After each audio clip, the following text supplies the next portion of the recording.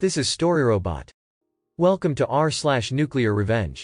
Our story of today is, Screw Me Over When I Trusted You? I'll frame you. I, 22-year-old man, met a guy named Ali through my best friend Ahmed. Ali seemed cool enough that we ended up hanging out a lot. When Ahmed, studying abroad, noticed me and Ali become closer through social media, he warned me not to let my guards down, because Ali isn't how he seemed and that he'll use me. I wish I had listened, but I did not, because I really thought me and Ali have become really good friends. He was very respectful, and seemed thoughtful. Ali is a citizen of the country we live in, I'm not, and he made me feel really bad for him because of the stories he fed me over hookah and Captagon. He told me stories about how his father abused him, his brother and mother.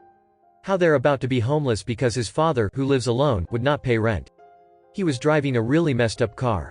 Once, I was telling him about the dark web and everything that goes through it. He cried and begged me to find someone on the dark web who'd buy his kidney so he can provide for his family. I was sad. It's very bad luck for a citizen of this country to live almost below the poverty lines. So I felt bad for him. Coupled with Captagon, I was very generous to him, too. Since we met, I was paying for everything: food, drugs, alcohol, hookah, and we were spending almost all day together. Whenever he mentioned a financial problem, I never hesitated to help. I am a distant student with no job, but my father is a very successful businessman and gives me, his only son, a hefty sum every month. My father is really cool and we're like friends. We smoke hash and he manly dips with bear, a habit he picked up during his college years in the American South, which is illegal in this country. My father gets his hash and alcohol from his friend who lived near a border town and is heavily involved in smuggling. Every 6 months my father receives the goodies and he pays cash up front. Hash and alcohol are actually very expensive, so 6 months worth is a lot of money. The reason my father gets 6 months worth at once is because a lot of Western, African and Asian businessmen visit him. And alcohol is something they all want. Now, Ali already knows all that. Unbeknownst to me, Ali had a greedy plan devised all along. He knew all the procedures involved during that transaction between my father and the smugglers. And he waited 6 months so he and his other friends can rob them. He sure was using me, and he was really good at it. I had mentioned to him that I was thinking about throwing a humble party when the goodies arrived. He asked me the exact day and I told him without thinking. And that faithful day arrived and he and his friends stalked our house until the refrigerated trailer arrived. Before they unloaded it, however, my friend and his crew of 6, masked, armed and impersonating the police, raided our house. Cuffed 2 of my uncles, 4 of the smugglers, and locked them in a room with 5 other clueless people who were in the house, and the robbers made off with the cash and the trailer. The locked-up people genuinely believed the police was searching the entire house, so they sided quietly. They didn't know the police had already left. 2 hours later my sister got to a dead empty house and frantically called me. I was at a cafe blowing hookah alone, thinking my friend Ali was sleeping. When she called, I drove home and started looking in every room, and I found my terrified family and smugglers.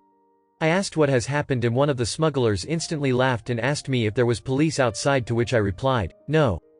And then he cursed and said, the corrupt police stole the booze and hash.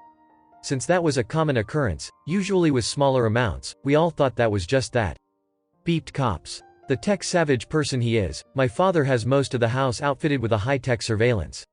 Me and my uncle started watching, and that's when I realized how good the sound system was. You can hear everything so clearly. I also noticed a very familiar body posture and gestures from one of the officers. I thought, could that be who I think he is? When I heard his voice multiple times, I was dumbfounded and furious. I drove to his home and his car was not in the parking lot. I called him and he answered, acting as though he just woke up. I told him that the police just robbed us. He acted all concerned and I told him I'll be at the cafe. Meanwhile, I called Ahmed and told him everything. He was not surprised at all. In fact, he told he knew Ali and his friends impersonate a police officer to rob foreigners. He told me Ali had actually spent 6 months in prison a couple years back for theft. I had no clue. Anyways, Ali came to the cafe, eager to hear what happened and congratulating me because it could have gone bad. I played along. I didn't told him beep. I never gave away the fact I knew everything. I was just thinking about how to possibly screw him over. If I called cops on him and his friends, they'll most definitely rat us out. They're thieves. The stuff had to come from somewhere. I decided to play the long game and think what I could do to him, thoroughly. I also told my dad, and he told me to never tell him that I knew it was him, and to try and break contacts with him. Since he was a citizen and my father didn't want it to bring unnecessary attention to himself because he got a business to protect. Also, my father never got involved directly with hash and alcohol. His bros would take the fall if anything was to happen. My uncle, however, was concerned if they somehow beep up and get caught they'd still snitch, so he asked me to find out where exactly they stashed the stuff. After weighing my options, I decided to buy a GPS tracking device and attached to 3 of Ali's friends and his cars. I found out the place where all 3 cars frequented at the same time and told my uncle. It turns out the house belongs to one of Ali's friend's cousin, Wasim, who happened to be a huge dealer of pills. My uncle then approached Wasim's friend about pills, alcohol and hash, and the friend took him right to Wasim's home. That way my uncle confirmed probably all of the booze were inside. My uncle, 26 years old, then turned the table on them by he and his friends also impersonating secret police, raided Wasim's home and took every drug and alcohol available. They also injected Wasim with mixture of drugs, fill his car with all the pills he was selling, and they deliberately crashed his car on a highway and placed a passed out Wasim in the driver's seat. I don't think he knew when exactly the real police caught up with him. Well, my uncle's great plan got me thinking on how I could finally get Ali. I was still angry at him. Ali didn't know that I was bi, that's because you don't talk about that kind of stuff around here. Anyways, I met a guy, Angel, from North America, neither US nor Canada, on his final year studying as an international student. We hit it off and I started spending more time with him, as I continued to distance myself from Ali. Ali still had the money he stole from us, so he didn't cared much. His life basically is pop pills, smoke hookah, eat, sleep, repeat. He got that covered for a while. Fast forward a year, my entire family, along with the family business, moved to the neighboring country. I left behind with Angel as me and Angel were discussing about moving to his country, and I was seriously considering that as well. Finally, when he graduated, we decided to live. Angel would first go and arrange everything before I joined him after a month. Out of the blue, I remembered about Ali. I barely saw him in the past 6 months by making up excuses like, I'm not in the country. Am I just going to live without doing anything to him? No way. I thought to myself. A plan came to my mind. Just like how my uncle screwed Wasim by framing him, I wanted to do the same. I told Angel all about my plans. He thought the outcome could be too cruel. He is a very gentle person. But I assured him that they would have killed my family had my uncles resisted the day of the robbery. Angel knew a little bit of the story, but he never met Ali. My plan was for Angel to rent a car a week before his departure. And a day before his departure, he parked it in front of a supermarket while the engine is running to get something quickly. I then stole the car. Camera show a well-disguised man speeding away.